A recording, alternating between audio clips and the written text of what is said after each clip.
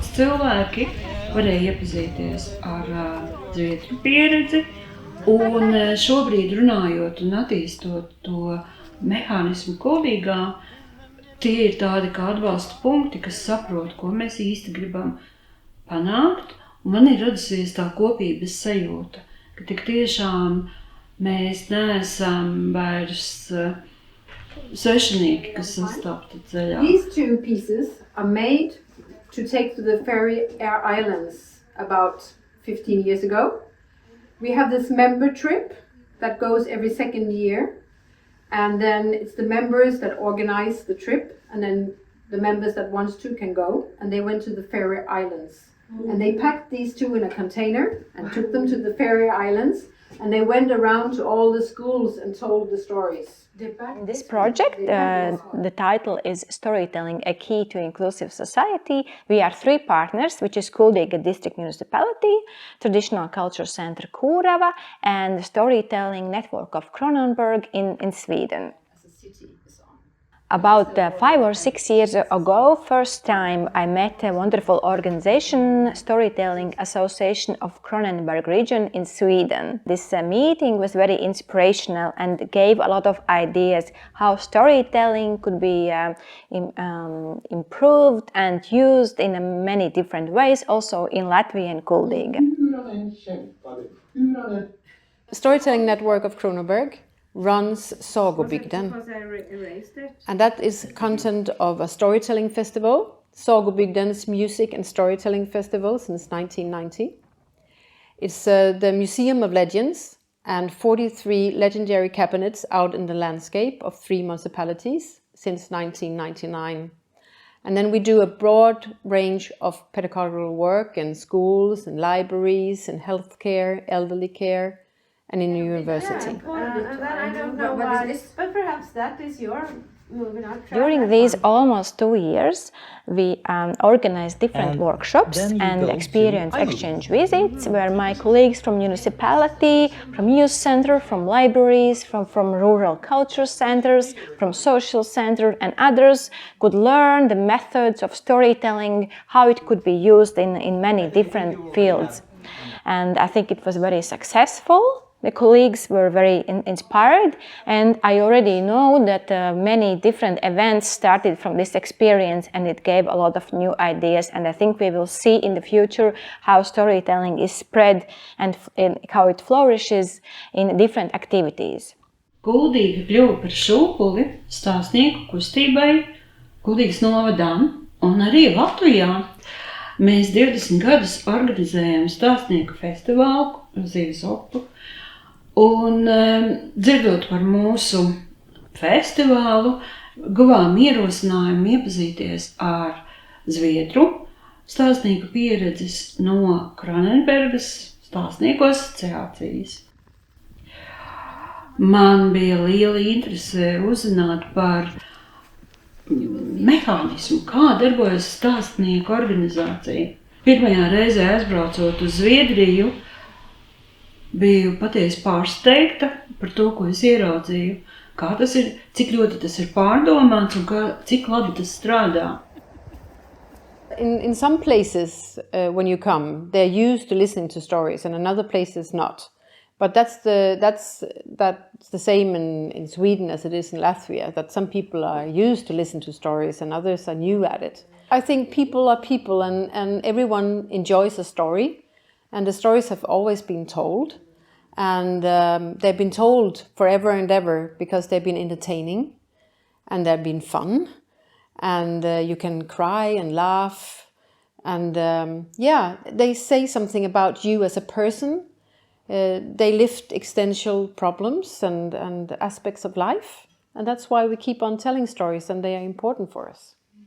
Of course, it's very good to read stories to each other, but with the oral storytelling, you can let go of the book and you get the connection between people. And you see if you need to speed up the story, or if you can make more about how it looked there and how it smelled, if you want to make a deeper picture for the audience.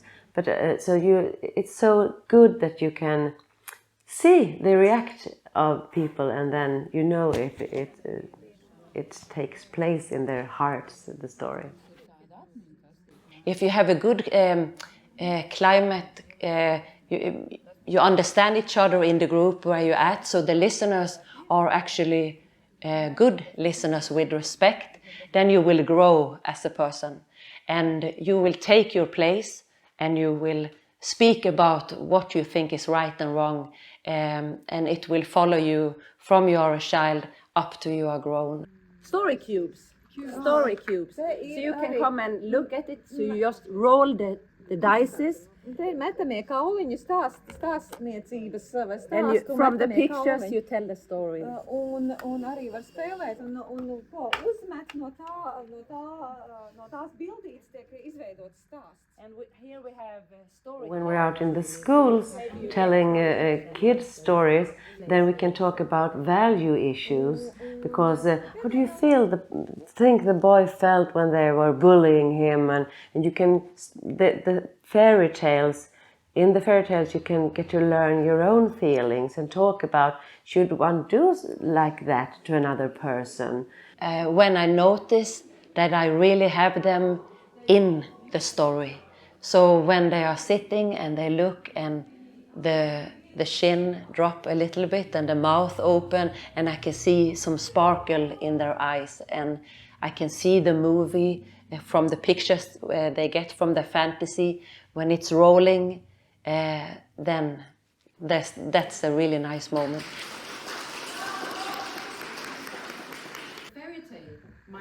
It makes meaning. Their life has had a meaning. They can be proud of what they have done or what they have been. Perhaps you can't walk anymore, or you lose your ability to do things, but you have been a strong person, and we shall not forget that. And if someone tells you a story, your memory awakens, and I remember that.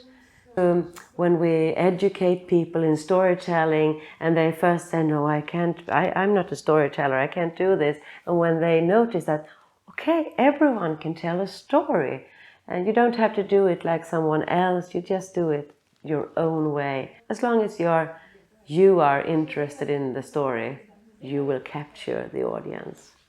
Paņēmam ābolu no ābeles. And then she divided it in two. Un viņa pārgrieza to uz pusēm. So happy. Ābelīte bija tik ļoti laimīga. And sometimes you say to yourself, what about me? What am I good for?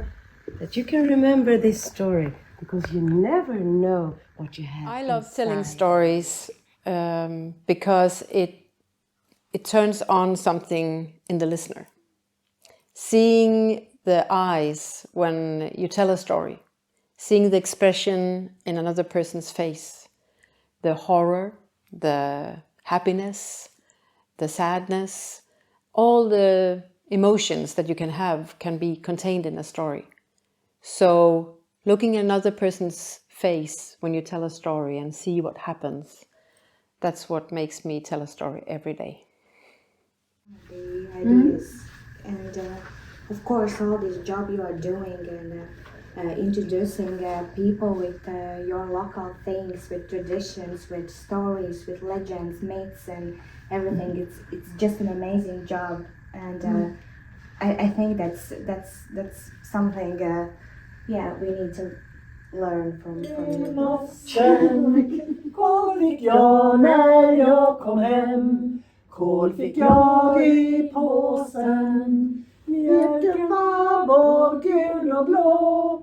Osten såg jag inte på. Smöret smakade jag aldrig.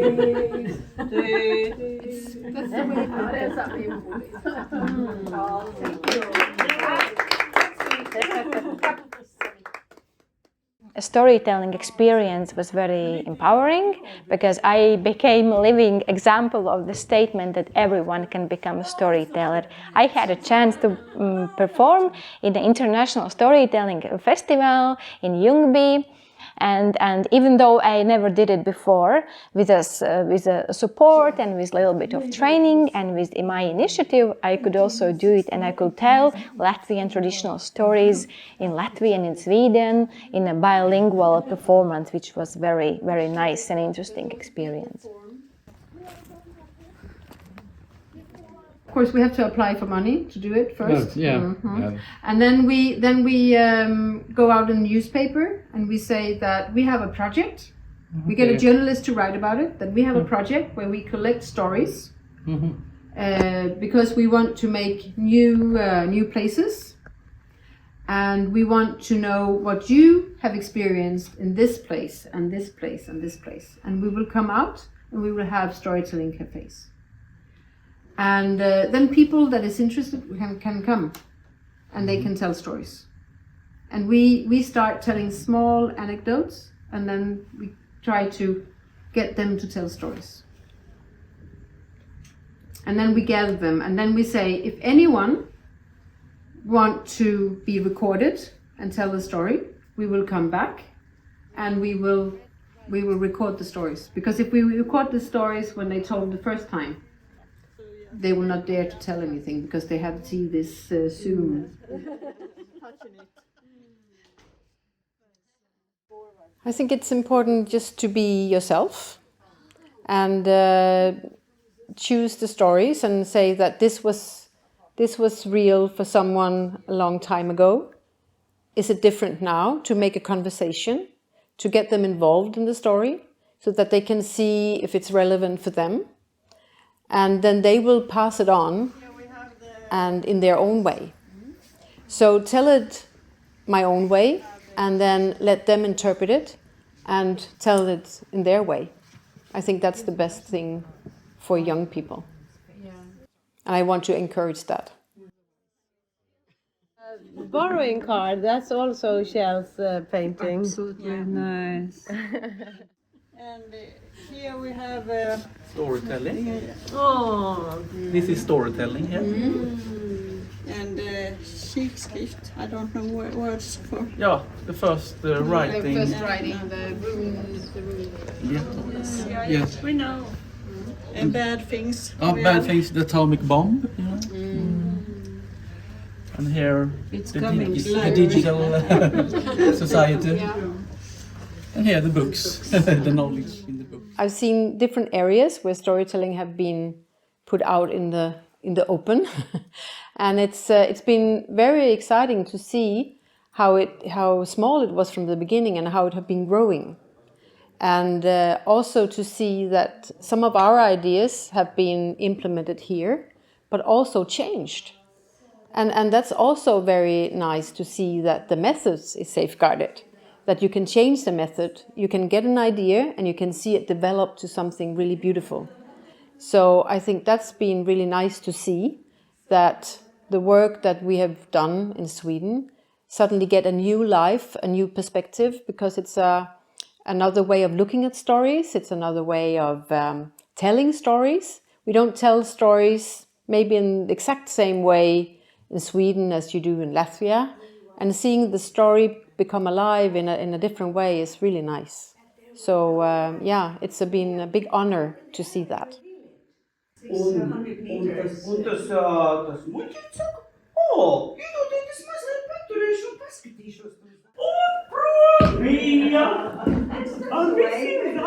For us at Sagobygden, it's important to safeguard the stories. When you safeguard the stories, you keep them alive. You keep them relevant for the now. By preserving them, you keep them in the book as they are. That's very important, though, for the future, so that the future can read the stories and the originals. And before that, they were oral. So we believe that it's important to make them relevant for the now by telling the stories of the past. Yeah. Now you can do the rock step.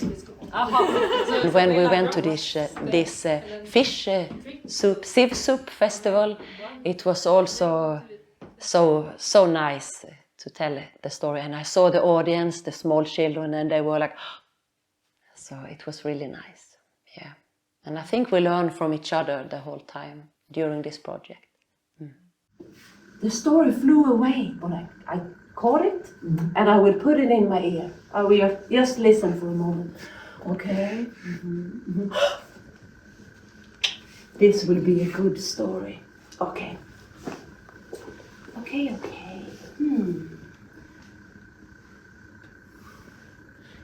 The story? By telling stories, oral storytelling, you can really meet the children you have in front of you, and that's magic.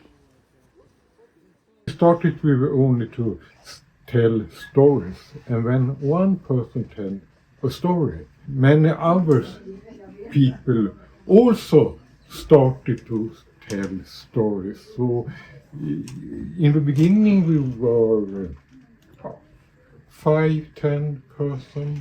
Now we tell stories all over Sweden. And 25 years ago we started the museum. And two artists, Kjell Sundberg and Mia Einarsdotter, together with me, started to make this museum. I mean, I feel open to any way to tell a story. So you can use an iPad, you can film, you can do it on TikTok, you can do it on Snapchat, as long as the story will keep alive. Well, a story can open a conversation. So a story can open something else. Because when you sit and you have a talk and you think you don't feel safe in that space, a story can make you safe. So just telling the story can make a conversation open about something totally different. Because all stories is about person, it's about a place, and it's about a problem.